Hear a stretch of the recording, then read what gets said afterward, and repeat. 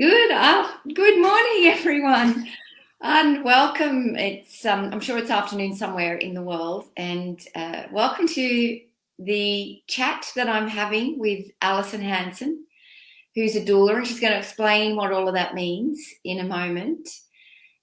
Before I introduce Alison, I just want to say hello in case you're not watching this in the Menopause Lounge, which is where we currently are.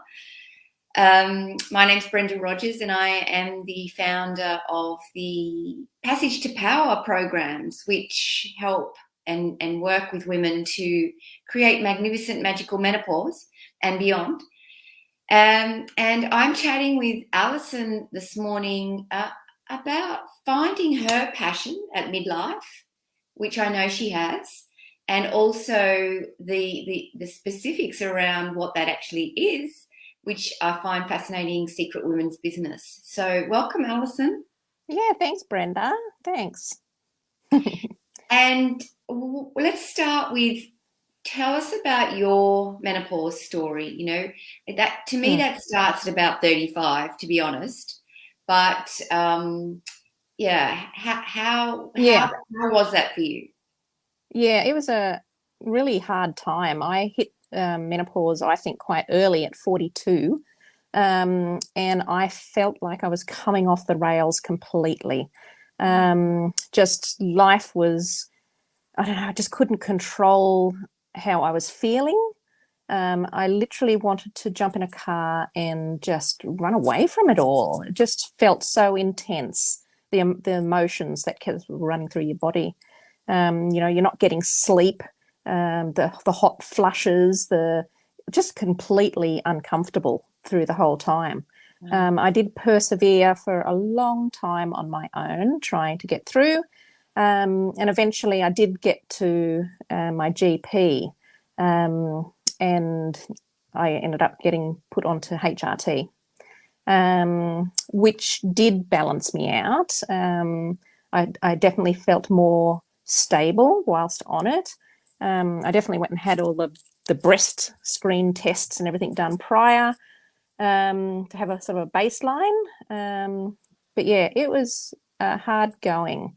And then obviously later I came across your wonderful naturopathic services, and because I wanted to come off my HRT. So this was like 8 years later. So I was on it for a long time. So I started weaning myself off it, and then started seeing Brenda for naturopathic help to help balance out the hormones as I was coming off chemical hormones. And yeah, now I have been probably, a year free, and feeling great. So yeah, thank you for all the help that you've given. But definitely, some certain things like, diet and losing some extra weight definitely helped. Things like that. So yeah, it was a journey and a half. And that was My just the whole physical, Alison. Yeah, That and then was just the physical journey. And I know that you changed or started a new career on all of that. So tell us about this yeah, psychological journey. yeah. So my husband and I had ran our own swimming pool business for 20 years. And during all of my hormone changes, I just felt like I just couldn't do this business anymore. I felt like it was isolating. I just felt like it was a meaningless job doing all the bookwork. And so then I sat with my husband and said, I just can't do this anymore. So yeah, we set it up so that I could step away from that business. Um, and then once that was all sorted, I then sort of looked back at my life and gone, what do I want to do? What means to my heart? Which journey do I want to go down? And I did look at becoming like a midwife, and then I went, going back to uni at my age was not something I really wanted to do. I know I could, but then I was suggested to become a doula, and then I had not even heard of what a doula does. So instantly started Googling and looking up what a doula does, whether it be birth, postpartum, death doulas. Yeah, they even have menopausal doulas now too. Do they But yeah, really? my heart just popped. It was like, yes, this is what I can do. I can help so many women on this journey, walking the path that I've already walked before, and help guide them stepping into motherhood. So yeah, jumped myself into then 12 months of training. And yeah, here I am, 3 years after, and loving being a doula. So tell us then, what exactly is that? Because Um, you're a birth I'm a and birth postpartum doula. So I care for families during pregnancy, educating them on all of the options that they have, whether it even be a hospital birth or a home birth.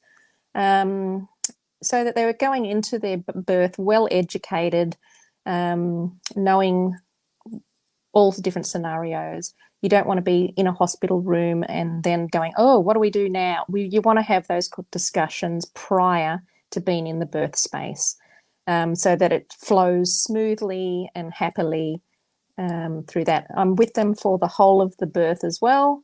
And then we come out and go into postpartum, which is probably my favorite part, where I come to families' homes and I care for them so they can look after their baby, cooking them nutrient-dense food, instilling extra herbs and nutrients that they probably may have not heard of before, to boost their energy, to boost their milk supply, things like that. So yeah, I find it a really special time. yeah, and did I know that midwives have become more medicalized, and so Mm. is that what brought out this this, is it a new role as a doula? Is it new? No, doulas have been around for a long time. It's a Greek thing. But yeah, I mean, the midwives love having us in the hospitals. Like I just recently attended a birth, um, and due to COVID lockdowns, they haven't actually seen a doula for a while. So it was like they were saying, "Oh, I can't. I'm so glad you're here." They don't. They're medical. They are. They don't have the time to be treating everyone for the heart and soul issues, and they know that if that client has a doula with them, but they know that they can leave that lady and say everything's under control in there. So they love having us in the Yeah. hospital system. Wow, wow, wow. And you know, I mean, I'm a bit philosophical, so I'm going to ask you a bit of a philosophical question, and I don't know if you've thought about it or not, but obviously my audience is interested in this topic from the perspective of my belief is that a lot of women want to find this new passion at midlife, the one, and often it has to do with women's business. Like birthing is women's business, food and nourishment and kitchen medicine is women's business. So I love that. You're a great example for that. And then the other aspect of it is if we expand the word of doula or midwife, you're midwifing or doulaing new life. Whether that's a baby, you're specifically doing it with mums and babies, but some of us are doing that with for my work, for example, transforming lives with new projects or new careers. That this is the stuff that comes out of women at this age. So what advice would you give Mm. someone, say 42 or 45, going through something Mm. similar to what you went through in finding the new you, I think birthing as the new women, I think, yeah, well, that's right. We're changing ourselves again. Like, when we go from maiden to mother, huge step. And you? now we're stepping into, what do we call it after that? Crone stage. Oh We're yeah, wise. yeah, We're wise women. We're wise women, and getting we wise. really, We are definitely wise. But we need to support each other, nourish each other, hold each other up. So yeah, getting as much support around us as possible during that phase. We talk about it more. Don't be alone in your thoughts and feelings, because Yeah. you'll be surprised at how many other people are feeling the same thought. So yeah, definitely, and hence why women's circles are becoming so much more popular at the moment, Yeah. because we're all feeling like the weight is lifting off us, and the focus is on women, and we're all feeling nourished and more whole. Yeah. So, can you share with us, without giving away any confidentiality, but can you share with us some of the highlights of the ladies that you've worked with, some of the Oh ahas that you've gosh. got, or Oh, just seeing them, like, from early pregnancy to where they don't really have much idea of what's going to go on, to then grabbing the reins and stepping into their own power. They always had it. They just needed to see it themselves. That is amazing. And to see them roar, and it's rocking. It's absolutely amazing. It still sends shivers down my spine every time a baby's born. yeah. And can you remember a favourite story of one of those? I don't know. They're all so close to me, though. They end up becoming part of your family. You end up going to their christenings and things like that. Yeah.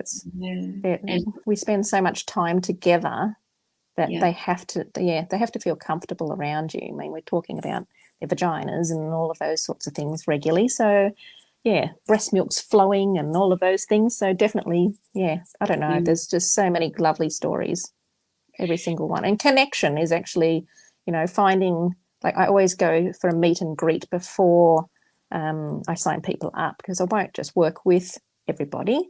You have to have that deep connection. You have to have that click with each other. Mm. And I believe that we're very aligned, you and I, with our nutrition beliefs as well. So Mm. tell us a little bit about the cooking nutrient dense food that you do for new mums. Yeah, so I've done a couple of botanical courses, um, and medicinal kitchen apprenticeships.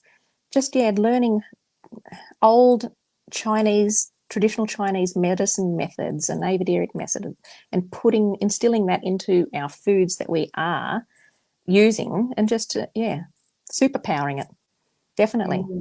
Mm, mm, And food is so important, instead of reaching, and it is, food is so important as in our menopausal years as well. Instead mm, of putting crap into our bodies, we need to feed our bodies so that we are, yeah, coming out feeling well, happy. Everything shines once you eat right. mm. And what do you do for new mums, food wise? Postpart Food Mm, wise, yeah, I cook everything myself.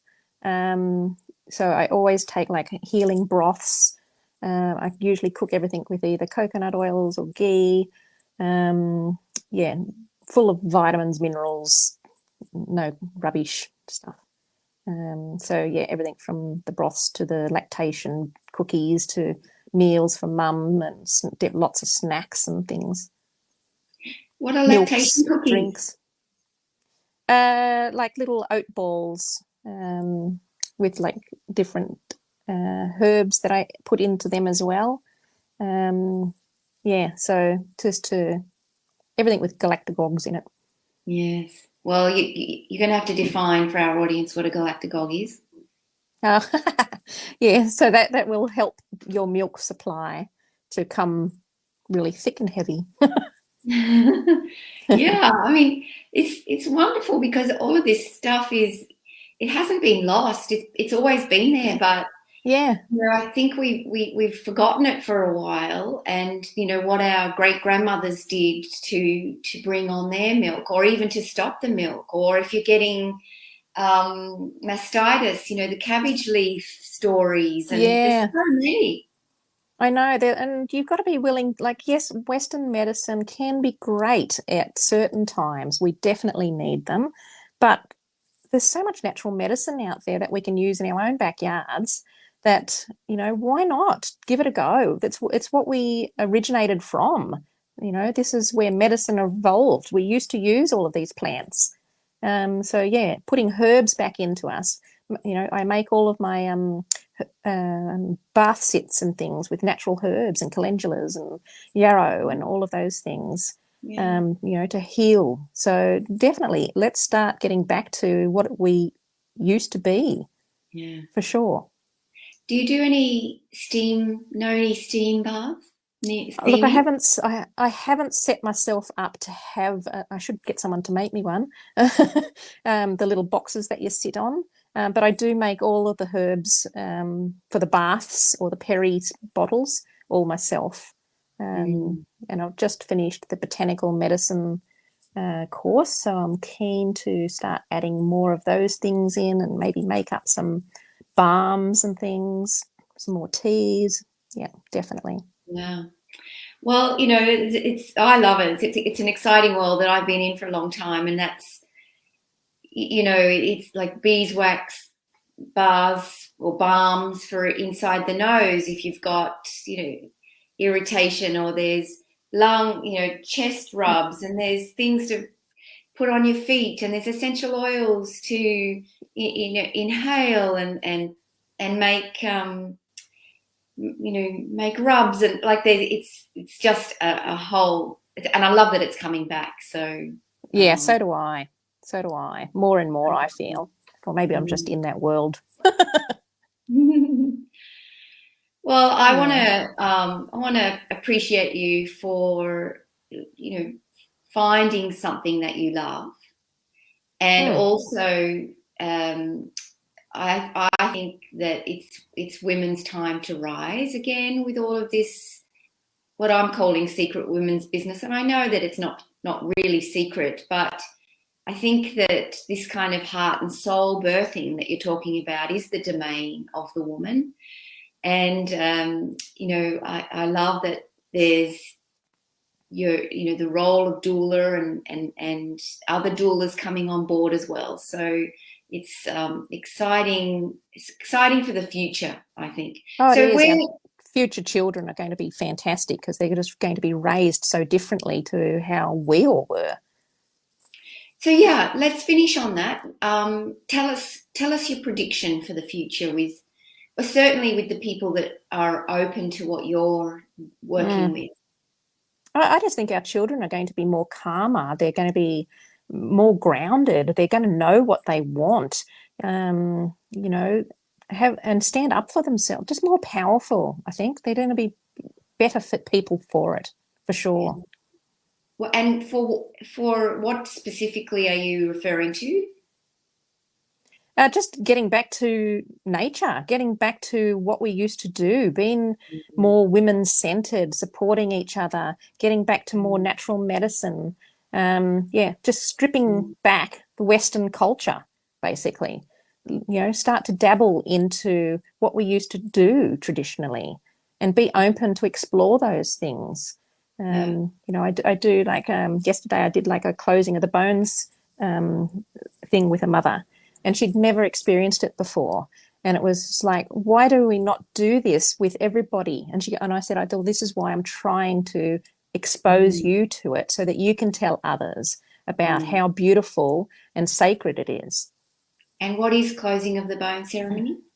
So that's a Mexican tradition where you literally, and I usually do it at the end of the 6-week postpartum mark when I'm finishing with families to sort of seal the birth process. You're stepping over into being a mother, where you're wrapped in beautiful hot oils and wrapped in cloths and a blessing made to you. And you can do it by yourself or with a group of people. It's just a beautiful crossing over period. Mm. Really lovely. I love the idea of us. I'm talking a lot about love today, but that it just appeals to me as well to celebrate transitions. I know I had a menopause ceremony, so I haven't told many people about this, but I found a lady who does ceremonies, and I did what's called the Harvest Queen ceremony. And it was transitioning from my reproductive years into my postmenopause. And Beautiful. honestly, it was amazing. It was Yeah. amazing. Yeah. But people need to think about other ways of doing things and give it a go. Give it a Mm, go. yeah. All Mm. right. Well, we've come to the end of our little chat, and we'll share your details, Alison, in the chat. Thanks. And if you're watching this elsewhere, because I will be posting it in LinkedIn and other places, then and you're fascinated by the conversation about menopause, then head on over to the Menopause Lounge on Facebook. That's the group that we are having these conversations in. And it is all about awakening the wise woman and bringing back some of those traditions that really support women's mental health, especially through menarche, motherhood, and menopause. And then maybe we'll talk about death, down the track as well. Thank you so much, Alison. Oh, thanks, Brenda.